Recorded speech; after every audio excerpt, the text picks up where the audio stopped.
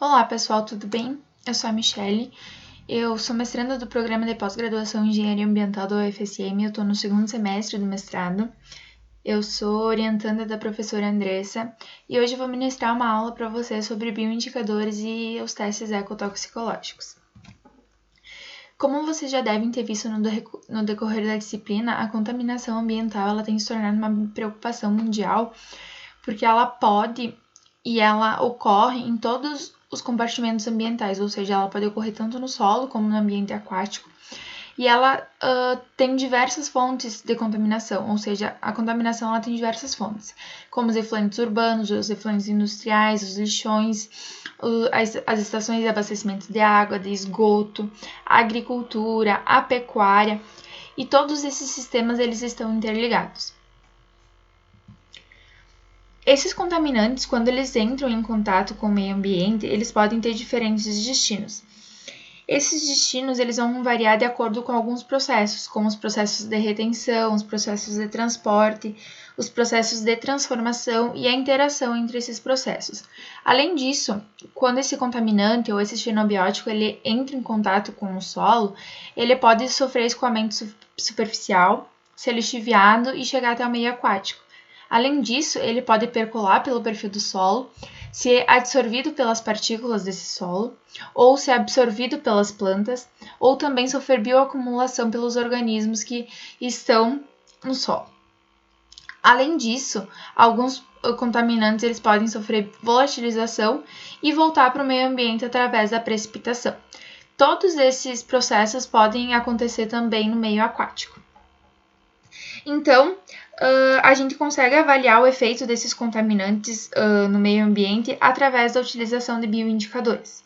Esses bioindicadores são basicamente indivíduos que eles conseguem demonstrar alguma alteração no meio ambiente devido à introdução de algumas substâncias que elas não deviam estar presentes nesse meio. Os bioindicadores eles são capazes de fornecer informações sobre a condição de um ecossistema através da demonstração de presença de algumas alterações ambientais, porque muitos organismos eles são sensíveis a distúrbios que acontecem no ecossistema. E com isso, então, eles conseguem indicar alguns fatores estressantes que são causados principalmente pela ação antrópica. Justamente por eles apresentarem essas características de serem pouco tolerantes a algumas substâncias, eles apresentam algumas alterações, sejam elas alterações físicas, alterações fisiológicas, morfológicas ou até mesmo comportamentais. Nessa imagem, a gente pode ver 3 peixes e um deles se diferencia dos outros 2 na charge, é justamente pelo efeito dos metais pesados quando eles estão em excesso no compartimento, nesse caso na água. Muitos organismos eles são incapazes de se adaptar a essas condições que foram modificadas no meio ambiente. E com isso, então, eles vão apresentar essas alterações de comportamento e de fisiologia.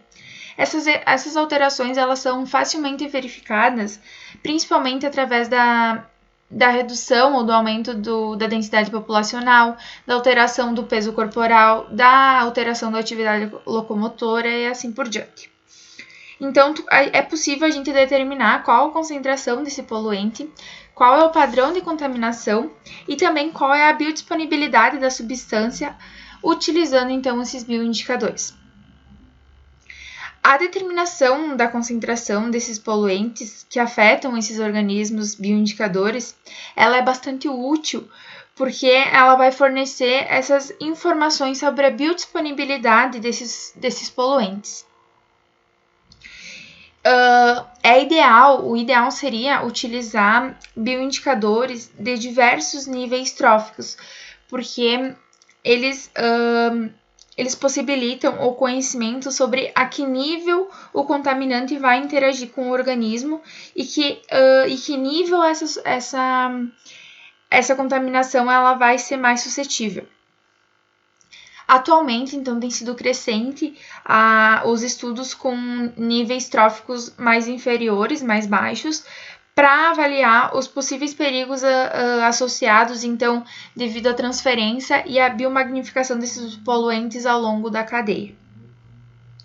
Então, Essa análise, através dos bioindicadores, ela vai informar qual o nível de influência que esses contaminantes eles possuem em relação a essas vias bioquímicas e enzimáticas dos organismos.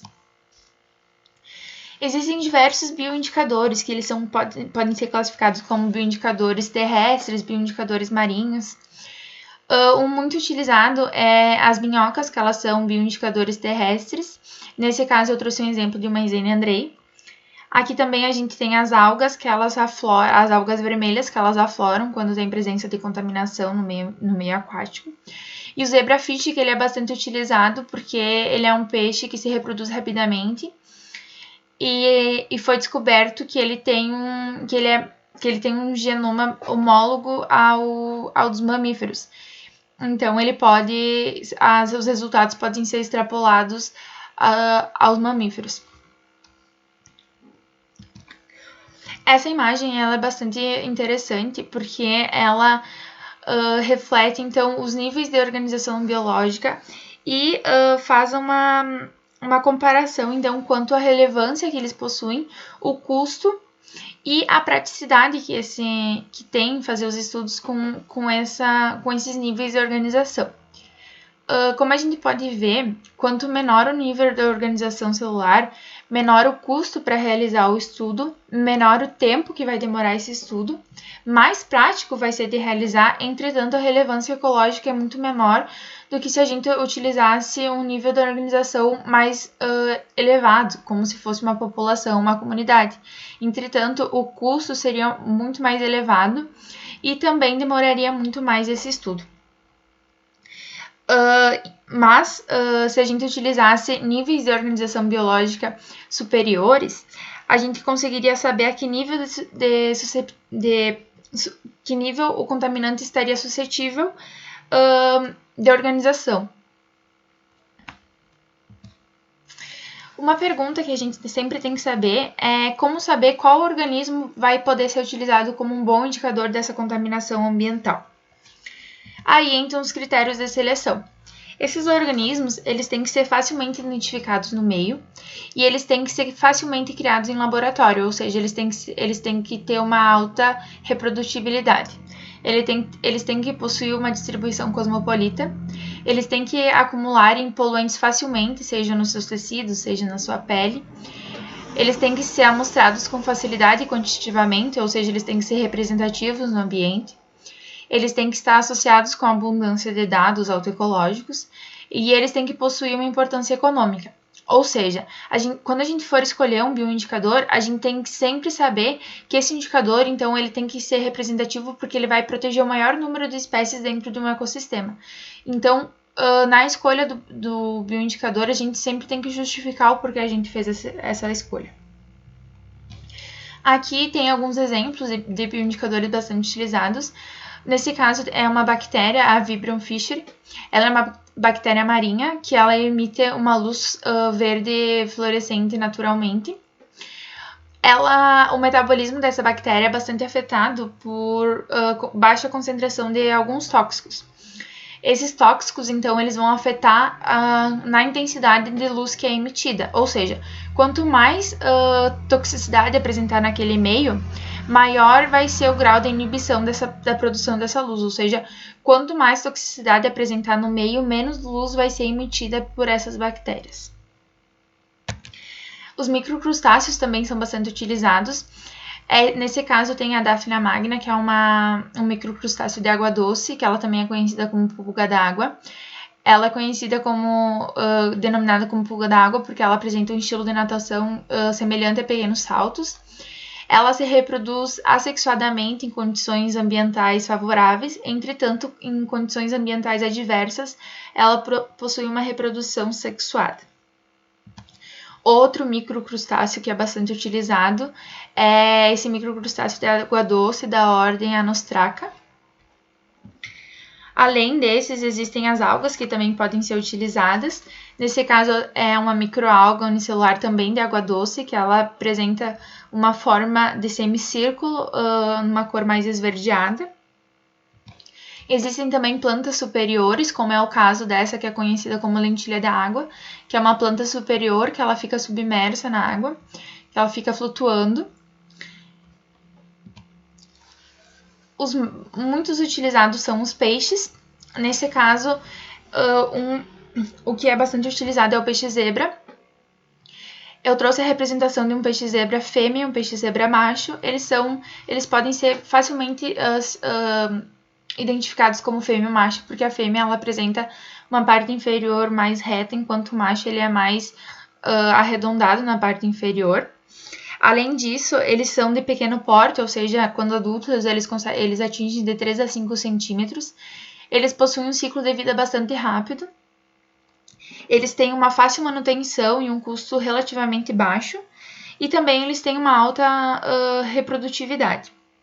Além disso, eles tiveram o genoma sequenciado e foi obtido um 70% de homologia com mamíferos, ou seja, os resultados podem ser extrapolados para mamíferos e, consequentemente, para os humanos.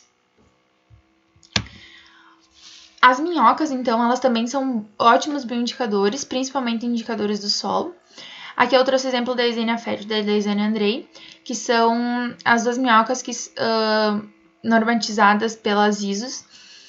As minhocas, elas são importantes porque elas ingerem grande quantidade de solo e quando elas ingerem através da alimentação, elas podem acumular os poluentes nos seus tecidos. Além disso, elas são capazes de ciclar nutrientes e elas apresentam uma grande parte da biomassa de invertebrados que estão presentes no solo. Ainda falando das minhocas, elas são muito importantes prestadoras de serviços que são essenciais aos ecossistemas, além de ter um papel bastante destacado no que diz respeito à formação do solo. E também porque elas são bastante afetadas pelas substâncias tóxicas que estão presentes no solo, justamente porque durante a alimentação elas são capazes de incorporar esses contaminantes que estão presentes no solo e podendo até bioacumular esses poluentes nos seus tecidos. Então, eles são organismos considerados excelentes bioindicadores, justamente pela função que eles apresentam do hábito alimentar, do comportamento, do habitat em que eles vivem, por serem afetados pela poluição e por influenciarem no destino e na distribuição desses produtos que são encontrados no solo. As minhocas, elas possuem outro papel bastante importante porque elas se situam nos níveis mais baixos da cadeia trófica, ou seja, elas servem de alimento para vários animais e com isso elas são rotas de transferência e de biomagnificação desses contaminantes ao longo da cadeia. Então, elas são excelentes bioindicadores por indicarem justamente essa bioacumulação potencial ao longo da cadeia trófica. Os testes toxicológicos, eles sempre vão ser padronizados, sempre vão seguir uma normativa. No caso da ISO 17512 de 2018, ela vai preconizar a utilização de Eisenia andreae e de Eisenia fétida. Nas condições aqui do sul do Brasil, é recomendada pela ISO a utilização da Eisenia andreae, porque ela é mais adaptada às condições ambientais dessa região. Essas espécies de Eisenia, elas são sensíveis, então elas vão reagir a mudanças induzidas no ambiente pelas atividades antrópicas e também às mudanças naturais do ambiente. E elas vão apresentar elas vão indicar então essas mudanças e elas são bastante úteis no monitoramento da qualidade ambiental, porque esses organismos eles são de fácil manutenção e eles também apresentam respostas bastante rápidas a essas alterações. Então, os testes ecotoxicológicos, eles têm a finalidade de compreender até que ponto alguma substância química, seja ela isolada ou em forma de alguma mistura, ela é nociva a um sistema vivo e como e onde esse efeito vai se manifestar. Ou seja, ele avalia o efeito de diferentes concentrações de um agente, de uma amostra, em um indivíduo de uma determinada espécie. O resultado desse tipo de teste, ele vai, então, fornecer informação sobre a toxicidade de um contaminante através das alterações, seja morfológicas, seja fisiológicas. Então, essas alterações se dizem basicamente na alteração no peso, na reprodução e na mortalidade. Eles servem, então, para estabelecer o uso seguro, principalmente de agrotóxicos ou de produtos que podem contaminar o ambiente e a fauna terrestre, e estimar, então, o efeito desses contaminantes nos organismos, podendo, então, remediar uma área antes que esse grau de contaminação aumente. Os principais testes ecotoxicológicos, então, são o teste de fuga, o teste agudo, o teste crônico e o teste enzimático.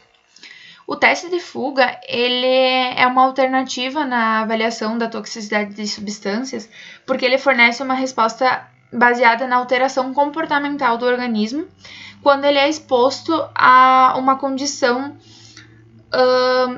de exposição. Então, ele vai determinar a biodisponibilidade de uma substância ou de um contaminante em que os organismos, então, eles vão manifestar esse comportamento de fuga, que é utilizado como um indicador de contaminação. A principal vantagem desse teste é que ele apresenta uma curta duração, ou seja, esse teste ele dura 48 horas. Outro teste que é bastante utilizado é o teste agudo, que ele consiste basicamente em testes laboratoriais que vão avaliar qual é a toxicidade de um agente químico sobre um organismo teste, e o resultado, então, ele vai permitir determinar qual é a concentração de uma substância em que o lançamento no ambiente ela não cause impacto negativo, ou seja, tu vai expor esses organismos a diferentes concentrações de uma amostra e observar os efeitos tóxicos produzidos sobre eles.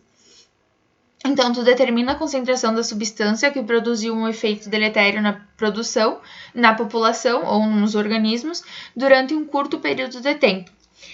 Ele vai representar uma resposta bastante severa e rápida em um período de 96 horas. Então, ele geralmente ele é representado pela mortalidade ou pela letalidade, e ele representa o dano máximo que um determinado organismo ele pode sofrer e qual é a concentração do agente tóxico para provocar esse efeito. Ele geralmente é expresso em CL50, DL50 e C50. Os testes crônicos, eles vão avaliar os possíveis efeitos adversos de uma amostra sob condições de longo tempo de exposição. Ou seja, tu vai expor o organismo teste a um agente tóxico durante todo o ciclo de vida do organismo.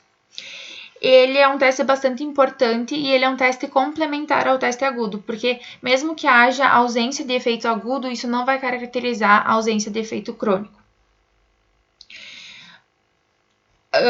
Eles são expressos, então, em seno, CEL e VC. E o teste enzimático, ela é basicamente avaliada, então, na atividade de enzimas que estão presentes dentro de um organismo.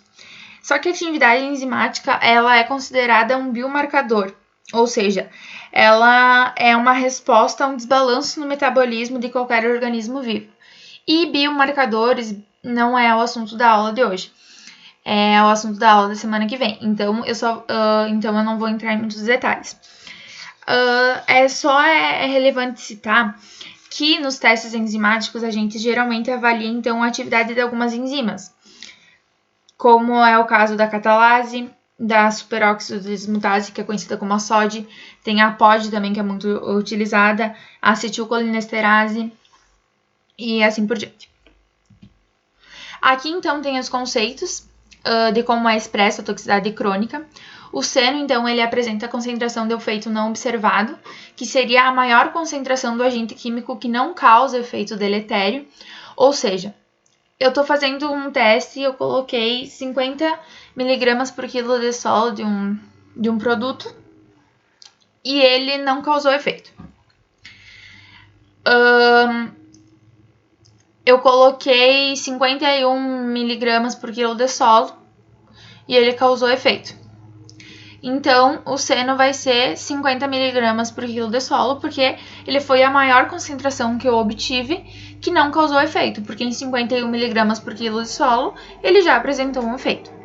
O CEL é o contrário, é a concentração de efeito observado, ou seja, é a menor concentração do agente químico que causa efeito deletério. Ou seja, eu apliquei 1 mg por quilo de solo de um contaminante e apresentou efeito deletério. Eu apliquei 0,9 mg por quilo de solo, apresentou efeito deletério. Eu apliquei 0,8 mg por quilo de solo, não apresentou mais efeito. Ou seja, a minha última dose que eu apliquei foi de 0,9 mg por quilo de solo e apresentou ainda um efeito deletério. Isso quer dizer, então, que a minha CEL é 0,9 mg por quilo de solo. E o VC significa o valor crônico, que é a média geométrica dos valores de CEL e de C.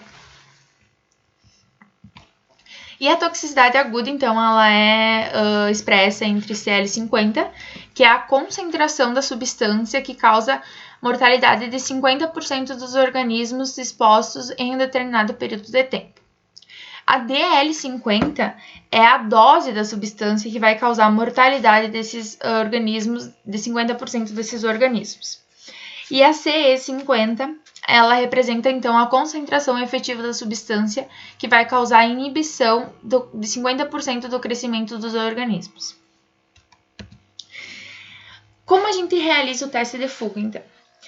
Primeiramente, o teste de fuga ele é realizado com o solo controle, que significa que o solo não está contaminado, e com o solo contaminado, então que tu contaminou com as diferentes doses do teu contaminante.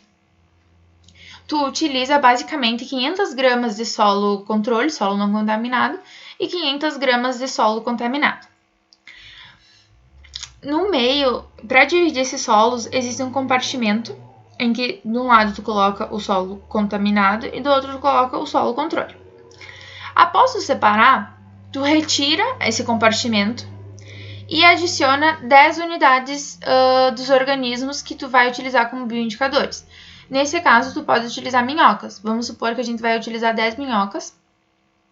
Essas minhocas elas são inseridas bem na divisão desse compartimento, para que não ocorra, por exemplo, influência da escolha delas para um dos lados se a gente colocar em um dos solos. Então, é sempre colocada bem no centro. O pote, então, ele é vedado com uma tampa e perfurado para que permita a entrada do oxigênio para a respiração delas. E esse teste, então, ele dura 48 horas. Depois disso, a tampa é retirada, a divisória ela é recolocada bem no centro e é contado o número de indivíduos que tem no solo controle e no solo contaminado. Se ocorrer mais organismos no solo controle, quer dizer que houve evasão do solo contaminado, ou seja, que elas fugiram do solo contaminado, ou que houve que para elas o solo não era atrativo. Enquanto que o teste agudo, ele pode ser, o teste agudo e o teste crônico, ele consiste, então, a gente adicionar 500 gramas de solo no pote e adicionar, então, nesse caso, foi adicionado 10 minhocas em cada pote. As minhocas, elas foram pesadas no dia 0, no dia 7, no 14º dia, no 21º e no 28º, justamente para verificar a variação de peso quando ela é aplicada nas diferentes doses. Então, são testes bem simples para verificar a alteração comportamental e fisiológica desses organismos.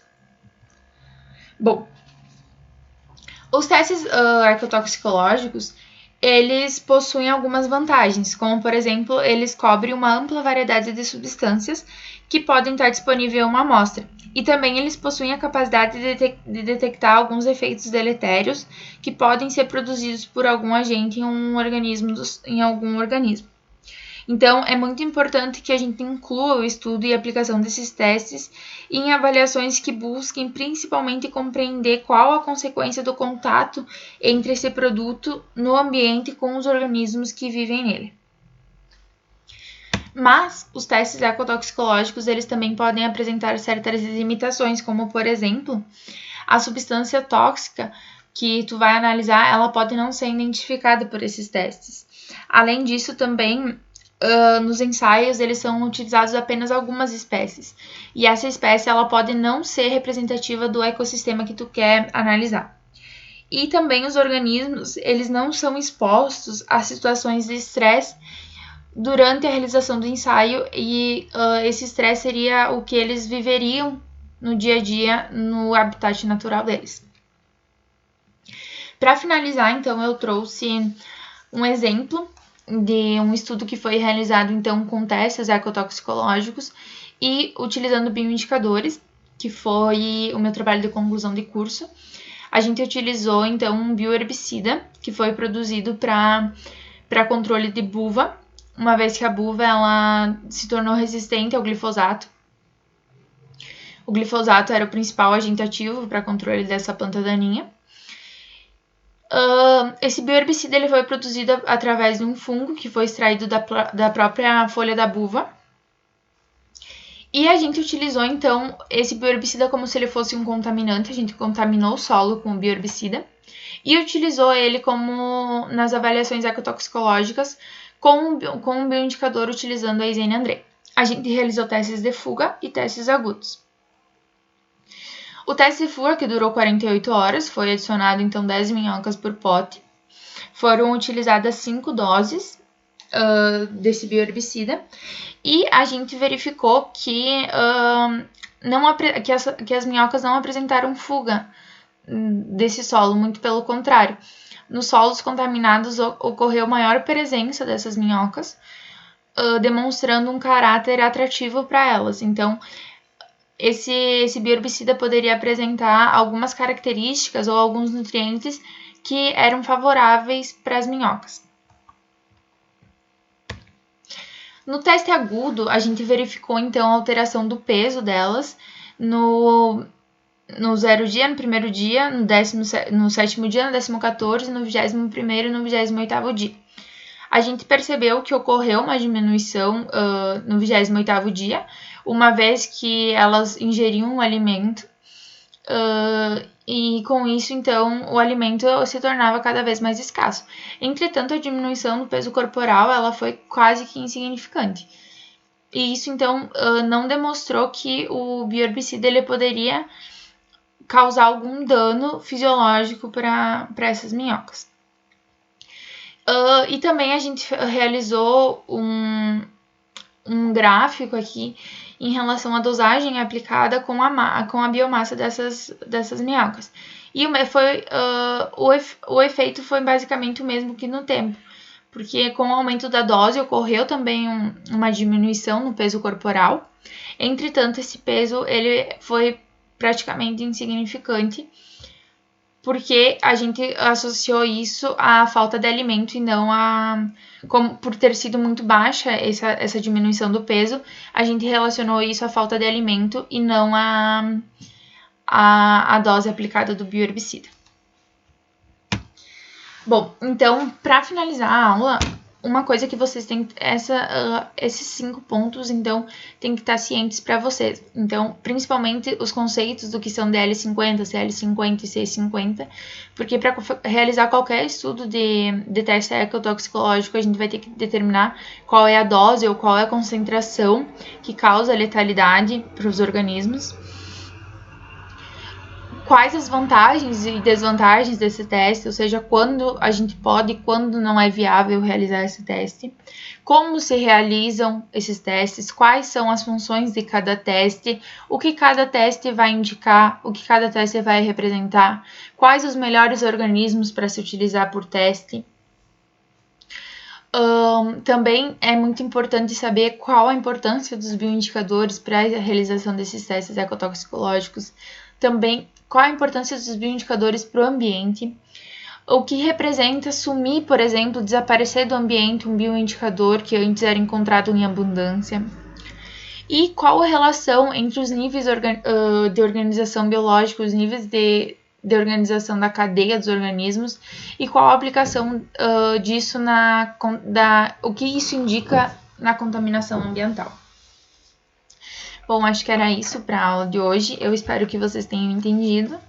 Qualquer dúvida, eu estou à disposição. Vocês podem entrar em contato comigo a qualquer momento. A prof também está à disposição. Até a próxima, pessoal!